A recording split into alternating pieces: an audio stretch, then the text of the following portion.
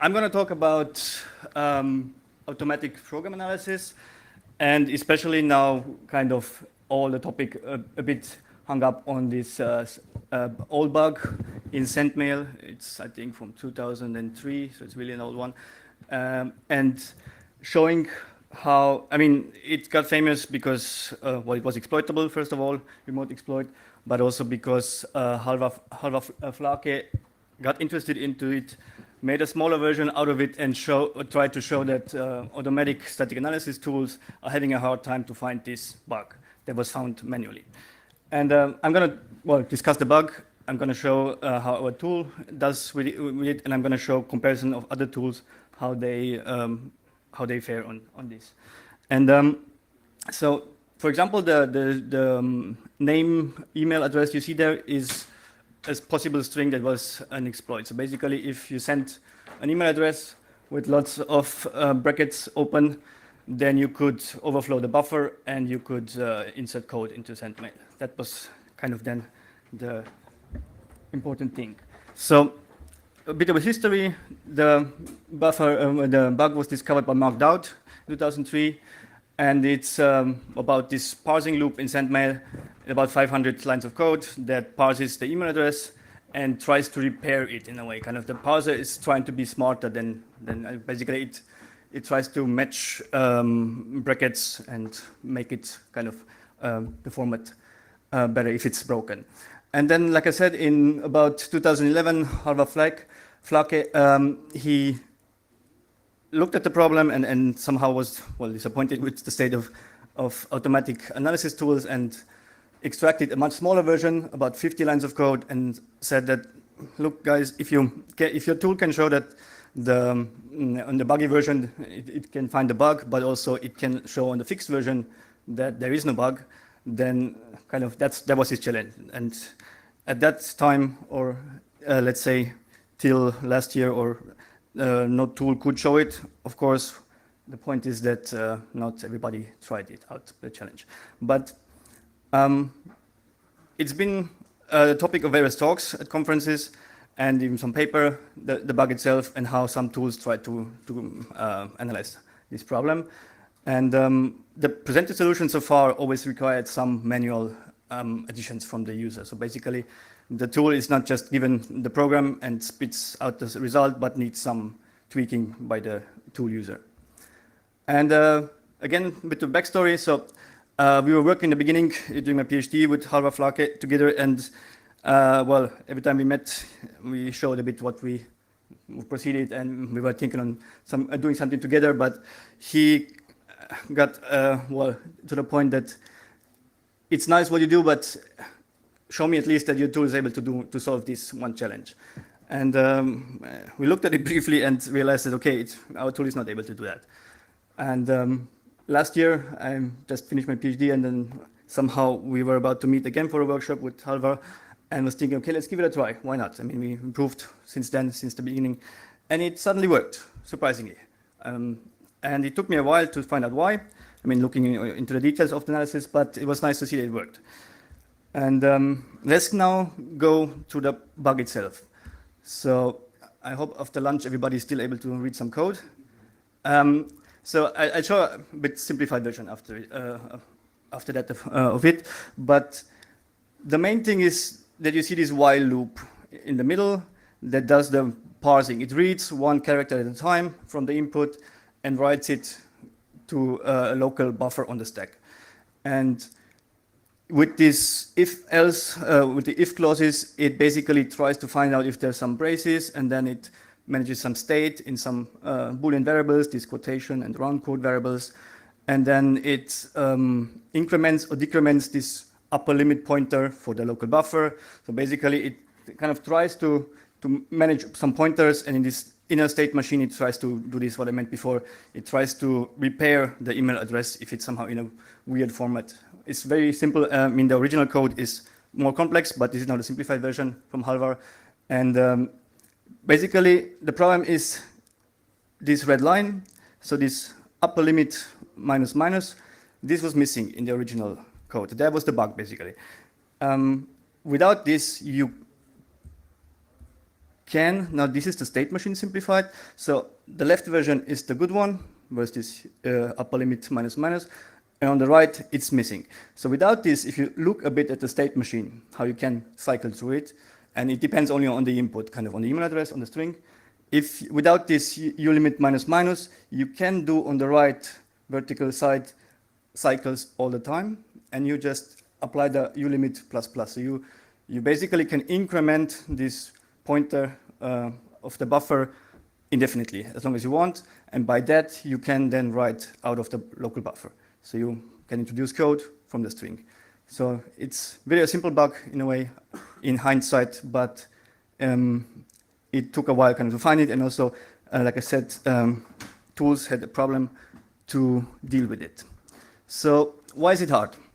Well, just from a naive way, I mean, it's been today said in the morning about if you just think of all the possibilities of the parse in a program, and this is now just saying naively how this program, how many parts it exhibits. So it's about 201 loop iterations you need to trigger the bug, because the local buffer is 200 characters wide.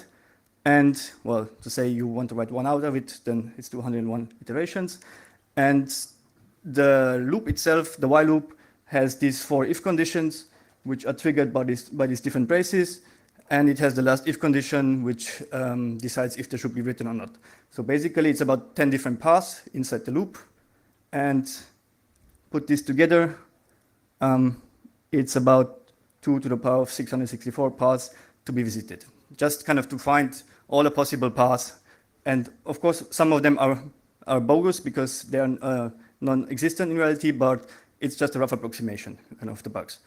And that's just to find the bug. But of course, if you want to also prove the absence for the good version of the bug, you would have to go through all of possible inputs, which here is just approximated, but saying, okay, the string might be length of size t.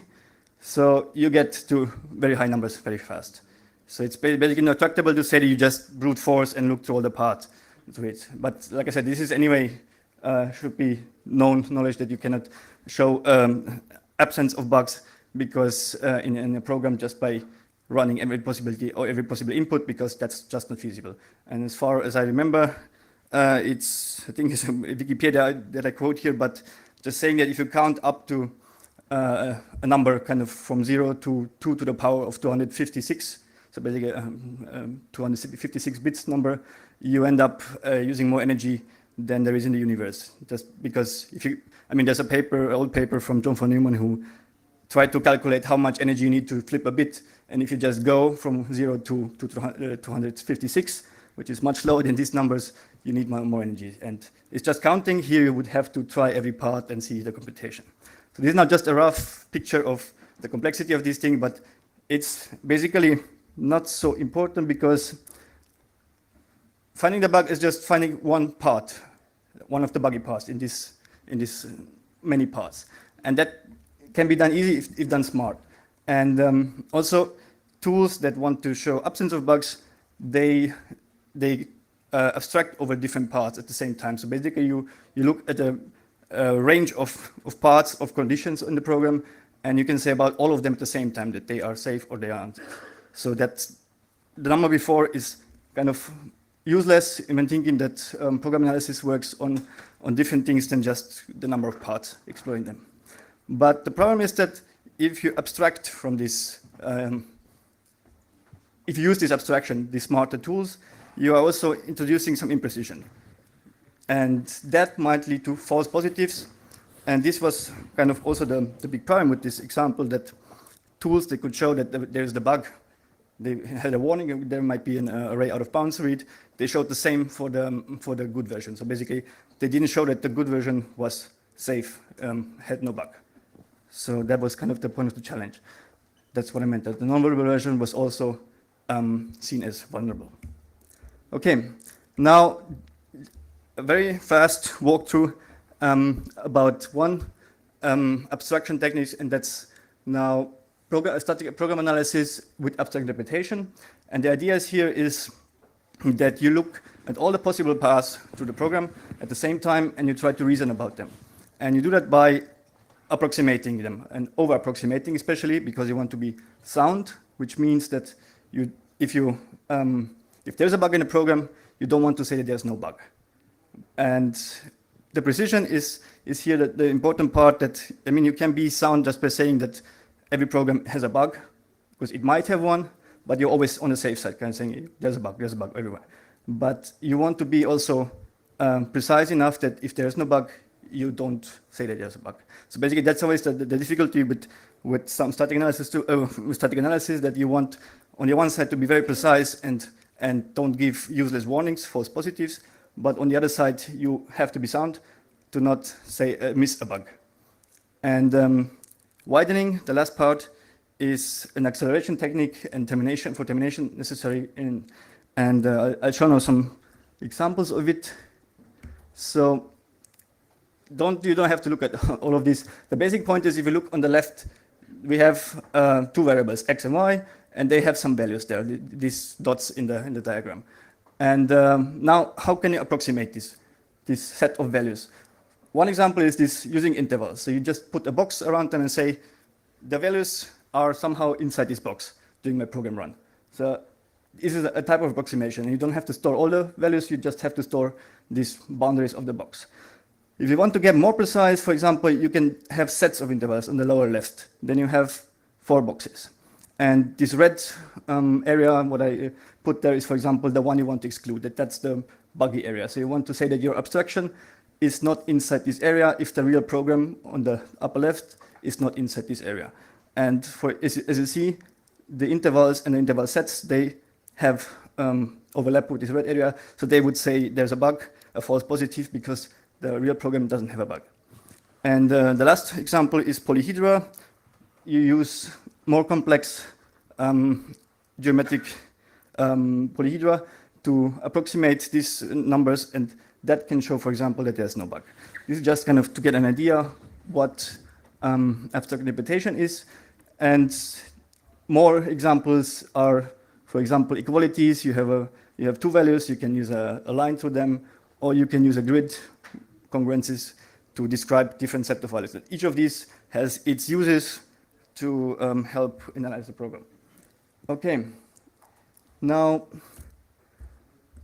this shows a bit what abstract interpretation does. You have these intervals that I showed before.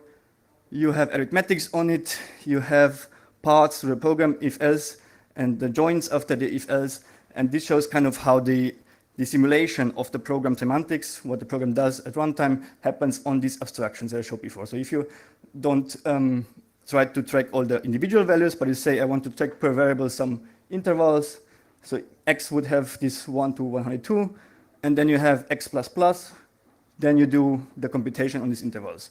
So these are just really a rough introduction to abstract interpretation to show that you have different abstractions and you compute with them. And by that you find out what the program will do. Okay, and now to this widening what I mentioned before. Well, program have loops. So if you don't want to count or execute the loop in your analysis as many times as in the real program, and often loops also might not terminate, so your analysis might not terminate, you need some technique to speed this up and ensure termination. And that's this widening. So if we have a simple loop that goes from 1 to 6, and I show just the state space a bit, how it develops the x and y variables. And as you see, this line is continuing, and you could just do all these 6 steps, but with widening you can do the first 2 iterations, and in the third iteration you say, okay, I see there's interpolation possibly. That's one method to do widening. So I just interpolate the whole values that will come. But that might be imprecise because it goes much further than this 6 in the loop head. So x will be go to infinity. And then there's this technique narrowing that looks at the loop head and says, okay, I know a bit more about x, so it's not going to infinity, it's just going till 6 in this case. So that's the technique to accelerate things, but also to recover this precision, the widening and narrowing. Here are some nice reads about abstract interpretation and program analysis in general. The nice introductions and showing what it's able to do and where the kind of the problems are. But Now I'll just say a bit about our own analyzer. So, like I said, we managed to show the challenge that Halvar had with our analyzer. And what our analyzer does is it analyzes binaries, not source code, and we disassemble the executable. We translate to some intermediate language, and then apply all these abstractions I showed before and the transformers, and then we show if reads or writes are inside the bounds of the accesses. So this is just the schematics of our analyzer. Again, we have there on the left all the different domains, which each of them captures some part of the program semantics, and they can be plugged in together or plugged out. The more you have, the more complex you have, the more complex is the computation, the longer it takes to have the analysis. And that's why kind of it's built up modular, that you can start with some analysis, and if you see it's not precise enough, you can go with more complex things. Okay, now back to the Sendmail after all this interruption of the static analysis. So now we have the code again.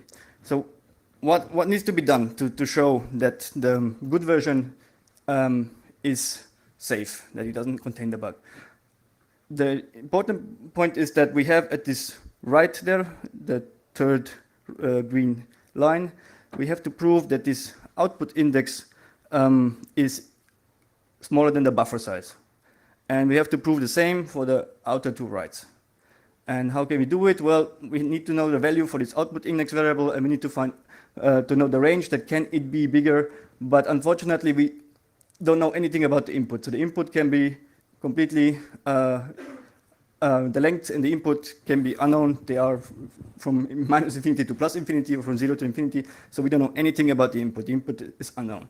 So an idea would be that we at least know something about the beginning of these variables, this output index, it can be 0, and also down there.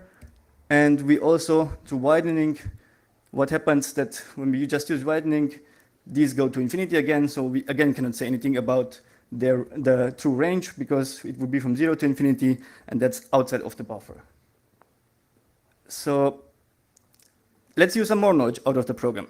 One knowledge is that here at the lower part, we have this threshold, or more like this if condition, that says this output index should be lower than this upper limit. So we could use that.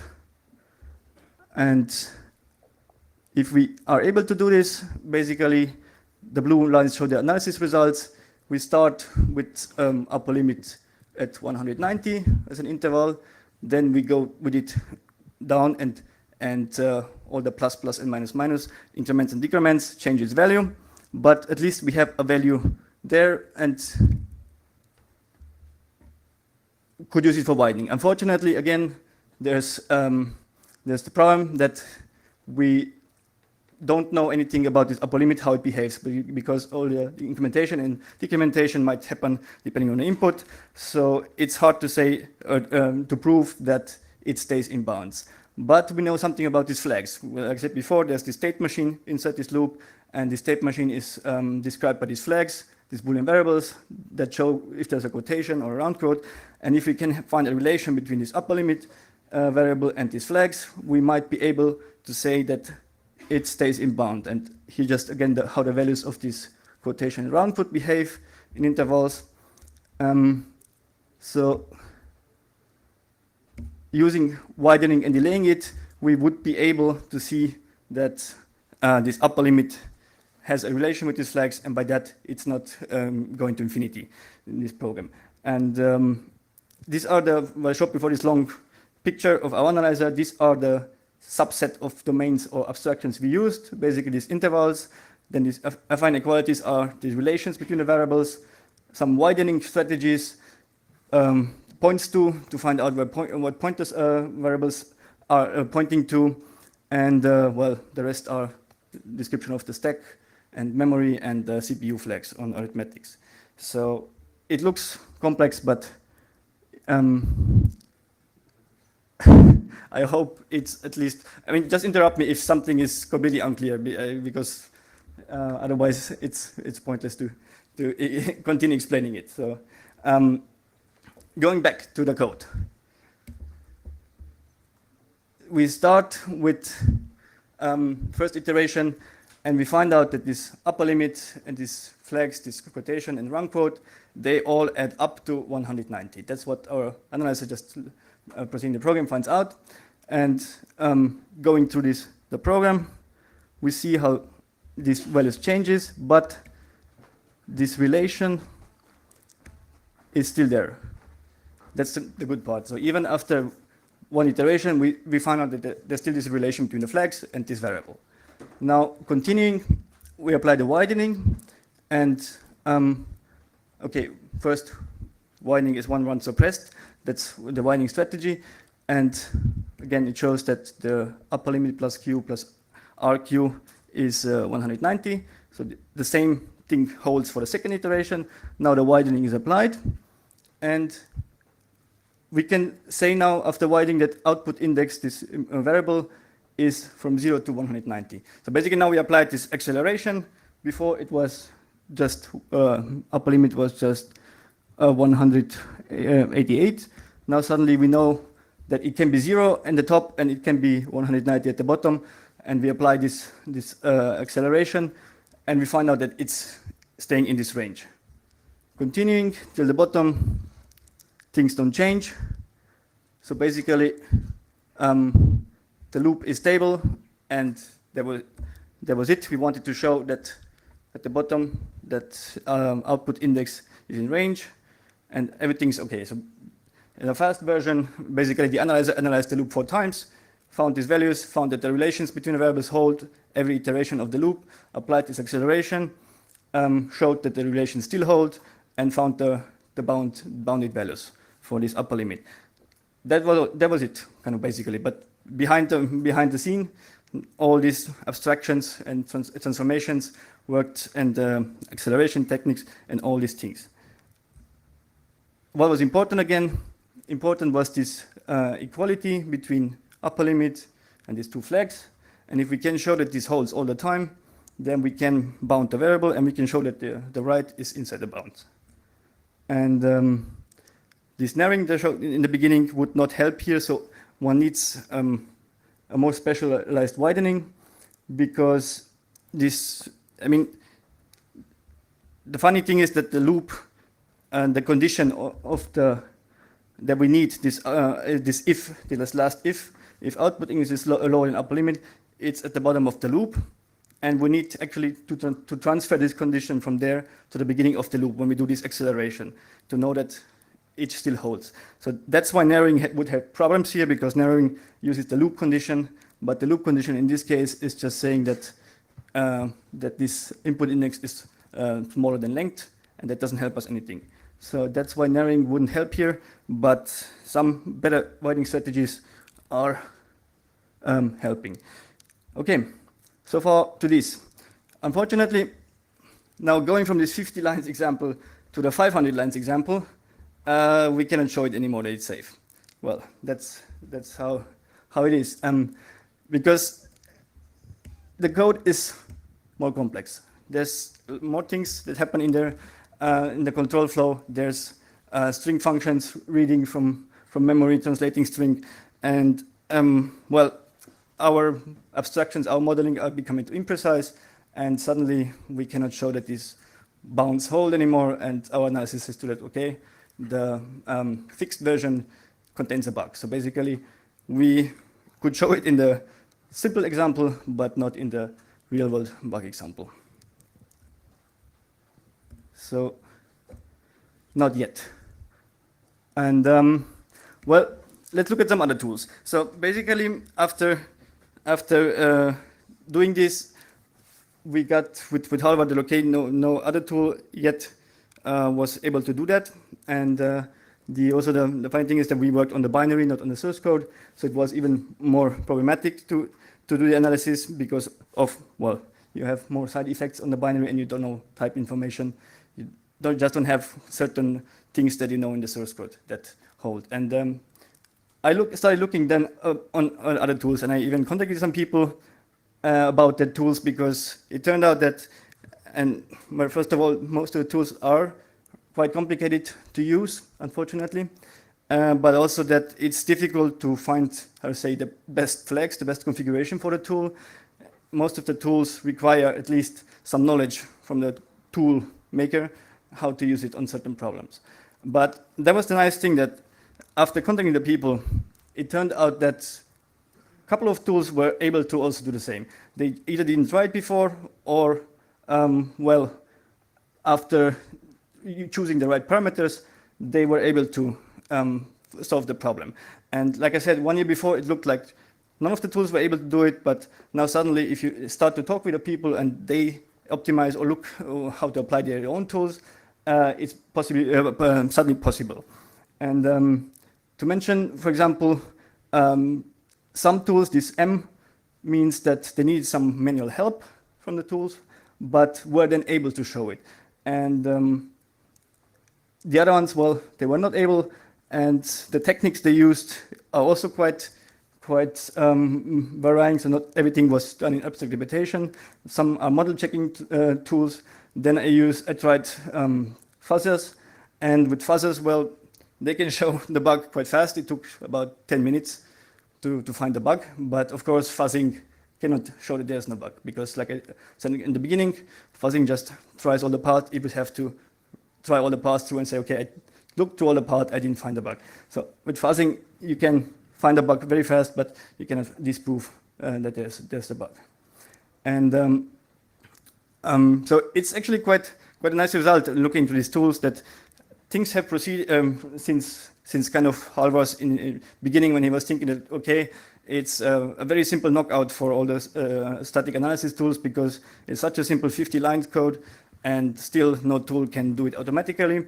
So we came around and showed that, oh, it's possible, and then actually found out that other tools can do it too. It just took the time to for the people to look into the problem. So it's as was also in history sometimes with mathematicians, that as soon as someone said, well, the problem is solved, suddenly lots of other people can, without knowing the solution, and said, yeah, I discovered a solution myself. So basically, sometimes just takes the positiveness of saying that there's a solution to this problem, that people then find their own solution to it. And it's a nice result in a way that like I said, this challenge is from 2011 and the bug is even older, but now suddenly during 1 year, lots of tool makers were able to use their tools and show this.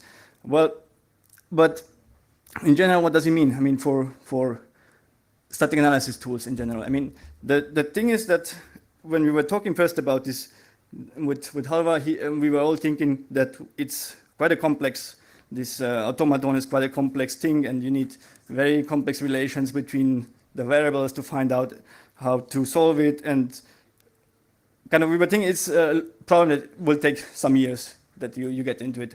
But in the end, the solutions we found shows that there's just this equality between the variables, and you need to keep it, and you need to do this interpolation right, and you show that that's kind of the basic what the program writer intended when he wrote the program, that it shows that this upper limit is always below whatever the program paths go to this automaton. I mean, that was kind of the intention of the guy. And our tool could show that, well, it's true, what he intended on the fixed version. And the other part is that, unfortunately, all these static analysis tools are still quite complex. And even worse than that, I mean, besides the user interface, that's why they are not adapted so easily in daily code development. But the other thing is that when the tools themselves might have bugs, and whenever there's a bug like a bug in a compiler, it's quite analogous to think about it. It's also difficult to find out why, and then debug the bug in this analyzer because of the complexity of this. And also because of the complexity, again, they are not used because the tools just output something that is for the developer not understandable. Just think of, as like I said with compilers, just think at templates in C++, and you do have a mistake there, you get pages of output, and you should find out what was my mistake in this program. So that's a bit the landscape. Currently, there is good tools coming and that try to solve this, and I hope that it improves in the next years, because it's definitely valuable. I mean, if you have a tool that can show you that your program or parts of your program are provable. And I'm talking about formal methods, mathematics that show that it's provable, bug-free in a certain context. Then it definitely helps that you don't have to run your fuzzers through this code for ages and try to find a bug. Okay. Well, as like I said, if the adoption is still an uphill battle, but I hope things are getting better there. And well, let's see if we get the demo. I'm trying not to show how our analyzer is working on this.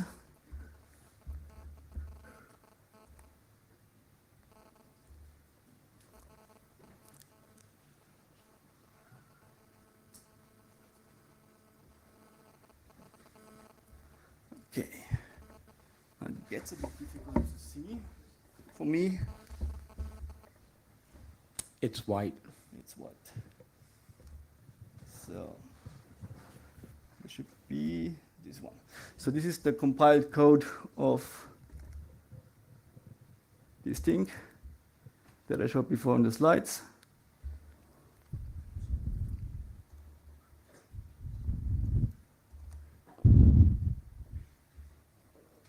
This is now the iterations the analyzer does over the loop. And it's done.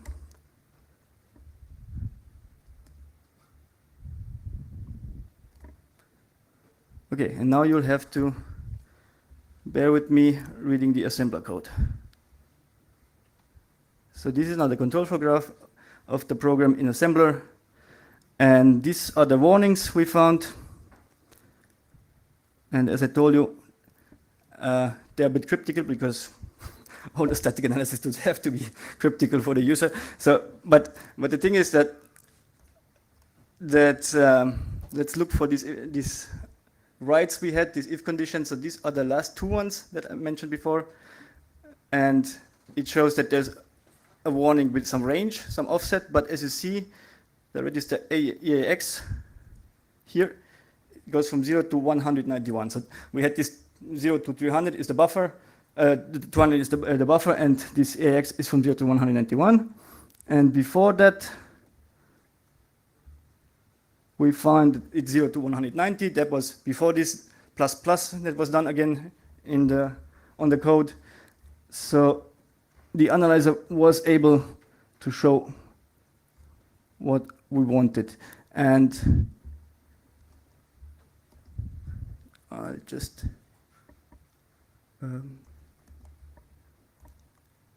this is again the disassembly in as text. And now to show that it's not just everything is staged, let's try the bad version. I mean, you have to believe me that the compiled versions are the ones also that are there on the text. And now we get a warning. And the analyzer said that it cannot find the branch instruction for the return. And that's exactly the point, that the buffer overflowed or can overflow, and it can overwrite the return address. And that's what the analyzer said, that it cannot show that the return address is still on the stack, that it's untouched. So that's why it's giving a warning here. And showing again the code.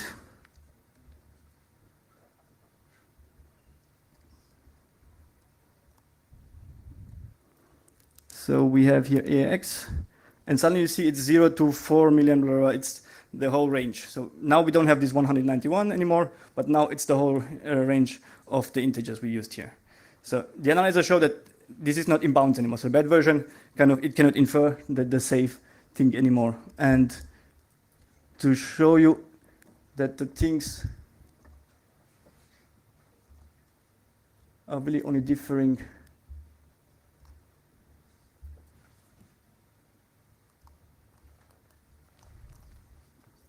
So this is now the disassembly of both versions.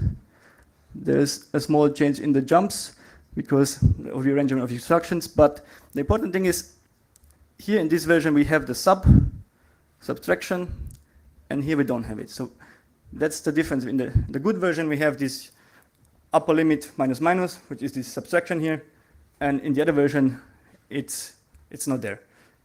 I mean, that's to show that these two versions are what I've been talking about, the good and the bad version. And to again show a bit on the complexity of analyzers. So this is now how we output the state we know at some point. So you have all the variables here, and you have all the possible values that the analyzer found out. You have some constraints of all the variables. You have all the ranges they might take. So that's kind of, I mean, that's now our user interface. But basically, just to show, the analyzer found for each variable at each program point possible values. And it outputs them here, so you can inspect them. But it also gives you a warning if the values for a write are not in the range of the bound, or if you would overwrite stack address, things like that. So the idea of the analyzer is to show warnings for possible bugs in programs. And here we're doing it on the binary code. And that was also funny. I talked with Pascal Kwok, and he's also here, came for the talk. They also tried the example, and they did it on C code. And they could show different, I mean, they found some warnings that you can see on the C code, for example, that there was a missing return in this function, and other things that we didn't see on the binary anymore because the compiler changes the code. So there's also the point about static analysis or analysis in general, that depending on which level in the tool chain you apply the analysis, some bugs might not be there anymore, or they might be introduced by the compiler. So that's why also analyzing the whole stack of the code is an important thing. And there is projects working on compilers that are themselves are proven correct, that they don't introduce bugs. But as stated, it's still,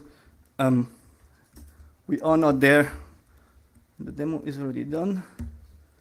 So as a last thank you to all the people that helped in this, and to, like I said, to whom I contacted and discussed about this problem. Lots of people helped with the analysis themselves, the tool users, the tool writers, and it's an interesting thing but the take out of this talk, that don't think at all that any of this, that I'm showing that, well, these tools are better than the others. None of them are better, because this is one synthetic benchmark. It's like saying we have a, I don't know, for loop in 5 different languages, and which language is faster to execute this for loop. So it's basically one synthetic benchmark, and there's, I showed a couple of tools, how they fared on this benchmark, but it doesn't mean anything that any of the tools is better or worse than the other. I'm just trying to say that it was surprising how many tools actually were able to do this for an old problem, and that it's in a way pity that static analysis tools, automatic bug finding tools, are not used more in daily development. But on the other side is also the fault of the tool developers, because making the tools in a way not usable or not yet usable enough is a bit pity. And I know a story of a big rocket company from the US. They have people working on static analysis tools next door to the developers, but the developers never use the static analysis tools in their daily development, which is a bit sad. I mean, they have a whole department working on static analysis tools, and all the other people are not using it. So it's a bit sad state, and I hope somehow to have given a glance a bit into this topic, and I hope that also in a couple of years these tools are going to be used more, because like I showed with fuzzing, it's easy to find bugs, but it's very difficult to show that there is no bugs. And what we want is basically showing that there is no bugs, because that's why we write software. We want to write software without bugs. And finding bugs is just a means to it to find and fix bugs. But in the end, what we want is correct software. So, well, I hope that there's improvement in the next years. Okay. Thank you.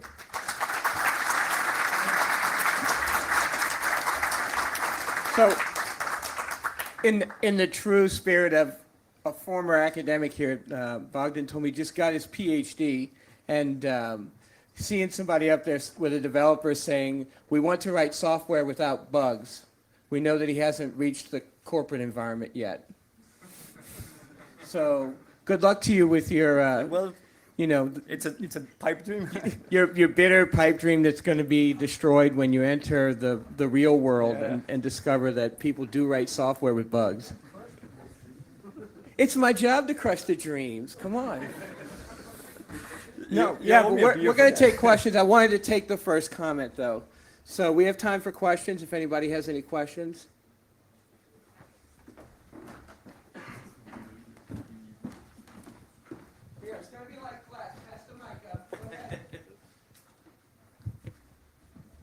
Hi, thank you for your talk. You said that 3 or 4 tools could detect the bug correctly, Yep. the 50-line bug. Well, basically, I think all the tools could detect the bug. If you look at vulnerable version, all the tools could show that there's a bug, Okay. but only some could show that there's no bug. Okay, so 3 or 4 could say there is no bug in the good version, but how many of these could work on the 500 lines code? Because you told us that yours couldn't work on the 500 lines code, the original one. Yeah, okay, now I get it. Well, that I didn't get to test, but I don't know. I would say that they are similar. That most of the tools wouldn't manage the 500 lines code either. So if there, I will Okay. probably extend on this. Maybe I write a blog or something about more experience. But I didn't test the tools on the original. But I kind of would guess that most of them cannot do it. If there would be one, it would be great. It would be a good surprise. Okay, and just one question. Do you know of any other challenges? Existing challenges like this one? Yeah, well, that's a topic in itself. I mean, there is a couple of benchmark or challenges, and there's the software verification challenge, and I'm actually discussing with one to make a challenge for binary analysis at the moment. But the problem with benchmark is that, like I said, with this one, they're synthetic, and best would be to basically run on big corpuses of real-world software. But then it gets quite difficult to for the analyzers. I mean, analyzers have a lot of problems there, and that's why it kind of the disparity between benchmarks and real world is still, unfortunately, big. Any more questions?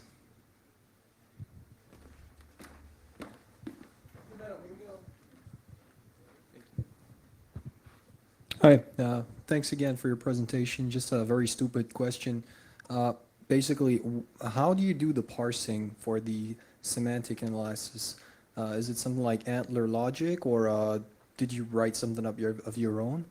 You mean the parsing of the semantics or the disassembly of the instructions? Because that's kind of two things. Correct. I was speaking of the parsing. Okay.